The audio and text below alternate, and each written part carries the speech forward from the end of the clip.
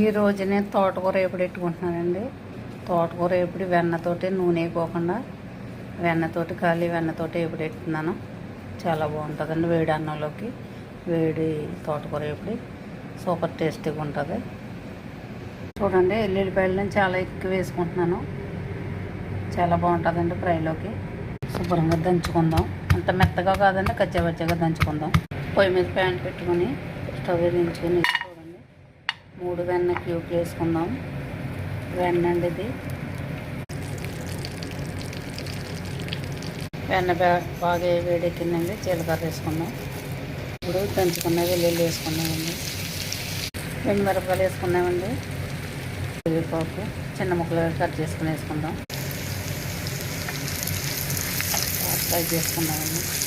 ఇప్పుడు కడిగి పెట్టుకున్న తోటకూర వేసుకున్నామండి. అస్సలు నూనె వేయలేదండి, వెన్నతోటి చేస్తున్నాను. చూడండి కాడలతో పాటు కట్ చేసుకున్నాను.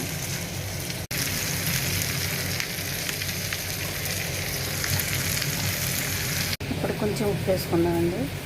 పసుపు కూడా వేసుకుందాం. నేను కారం వేయట్లేదండి, మిరపకాయల కారమే సరిపోద్ది మనకి. కారం వేసుకోవాల్సిన అవసరం లేదు. కావలితే వేసుకోవచ్చు. కారంగా కావాలి, ఘాటుగా కావాలనుకుంటే వేసుకోవచ్చు. నేనైతే వేసుకోవట్లేదండి.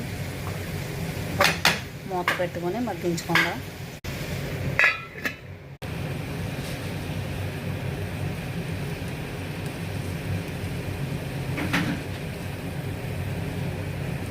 చూడండి తోటకూర ఎక్కువ ఉండేది కదా, కొంచెం అంత అవుతుంది. ఇంకా ఉడకాలండి, ఉడికితే ఇంకా కొంచెం అంత అవుతుంది.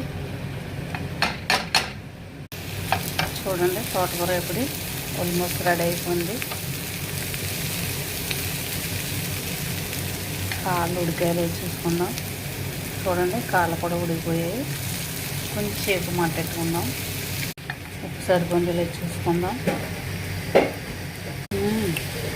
చాలా టేస్టీగా ఉన్నదండి. ఉప్పు సరిపోయింది నాకు.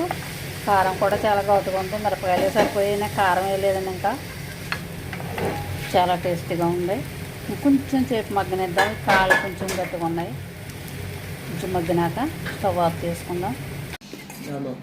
తోటకూర ఎప్పుడు వేడి వేడి అన్నంలో ఫ్రై కూడా వేడి చేసుకుని వేసుకోవాలండి. వేడి వేడి అంటే వెన్నతో ఉండాం కదా, అందుకని వేడి వేడితే వేడి చేసుకొని వేసుకోవాలి.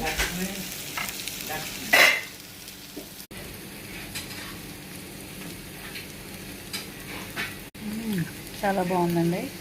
మీరు కూడా ట్రై చేయండి.